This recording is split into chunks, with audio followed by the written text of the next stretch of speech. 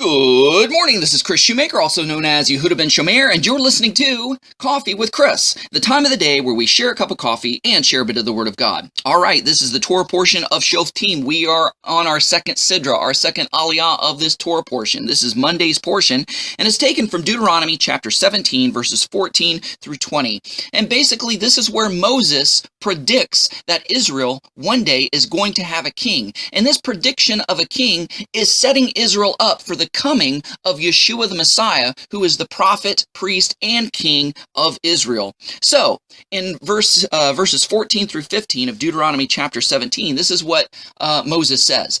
When you come to the land that Adonai your God is giving you, possessing it and dwelling in it, you will say, this is going to happen. I predict it. I'm prophesying this. You will say, I will set a king over me like all the other nations around me. And that's not a compliment. That's not a flattery statement. It's like, okay, you Israel, you're supposed to have God as your monarch, as your king, and yet you want an earthly king just so you could look like all the other nations around you. It's the peer pressure of the other nations. It seems like it's causing you to want an earthly king, but that's okay.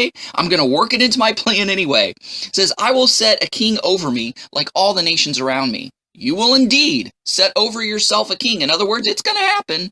I'm predicting this. I'm prophesying this. You will indeed set a king over yourself a king, whom Adonai your God chooses. Okay, if you want a king, you can have a king, but only the one that Adonai your God chooses for himself. And it continues to say, one from among your brothers will be appointed as king for you. Now, why was this said? Because is it interesting that Israel comes from Jacob? Jacob's brother Esau put kings over him that weren't a part of Esau. They were foreigners that they made kings over them. And so God is saying, when you put a king over you, make sure he is one of your brothers. One from among your brothers you will appoint as king over you. You may not put foreigners over you who is not your brother. Now, let me just go ahead and read verse 16 and 17 and kind of elaborate on that really quick before I want to get to the main point of this little devotional. It says, only he should not multiply horses for himself or make the people return to Egypt to multiply horses.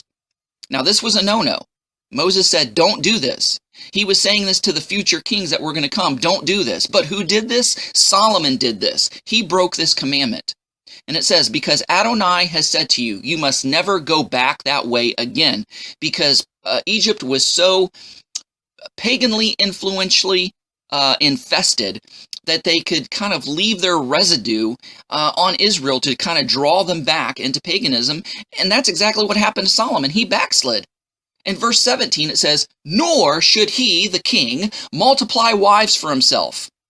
Who had more wives than any other king of Israel? Solomon. He too broke this commandment as well, so that his heart does not turn aside. It was specifically because of the pagan wives. Now, he didn't do this because he loved these women. He did this for political alliances so he could have peace around him. But as a result, these women wooed his heart away from Yahweh, the God of Israel, so that his heart does not turn aside, nor multiply silver and gold for himself.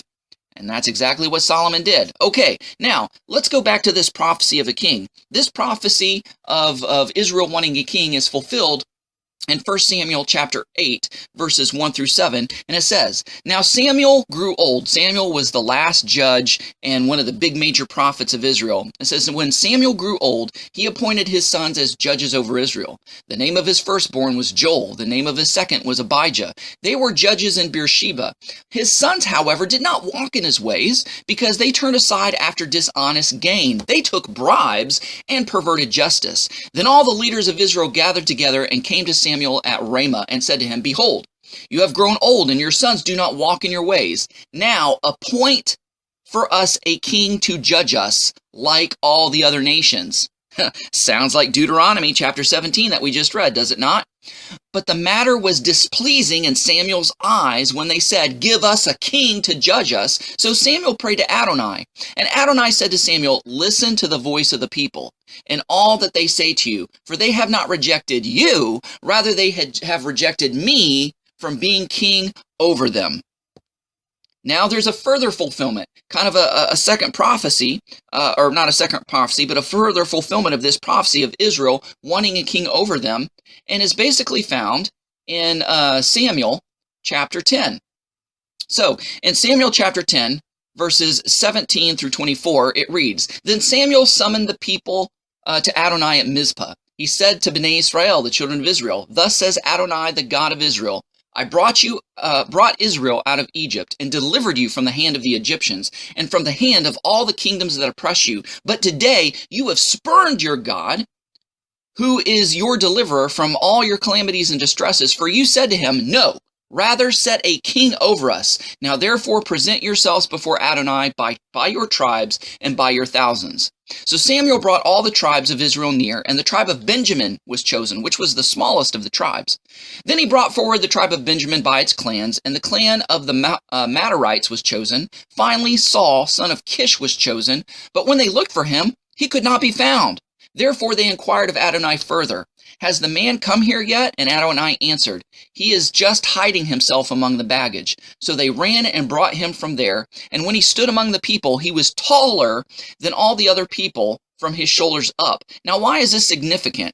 Because all the other nations, most of the other nations, especially the Canaanite nations which they expelled in order to possess the land of Israel, was infested with these Nephilim kings, these Rephite kings, these kings which were giants. They were descendant from the giants, as you read about in Genesis chapter 6. So Saul was kind of mimicking this in his height because he was a head and shoulder taller than all of the rest of the people of Israel, and therefore the people said, we want a king like the other nations. God said, okay, here you go. Here's a king just like the other nations. These kings are all taller than their people, therefore I'm going to give you a king that's taller than all of your people. So it goes on to say, so they ran and brought him from there. He stood up among the people and was taller than any of the people from his shoulders up. Then Samuel announced to the people, do you see the one Adonai has chosen? Because that was the stipulation. I'll give you a king as long as Adonai can choose the king. Surely there is none like him among all the people. Guys, thanks so much for listening. Go out there and have a great day. Shalom and God bless.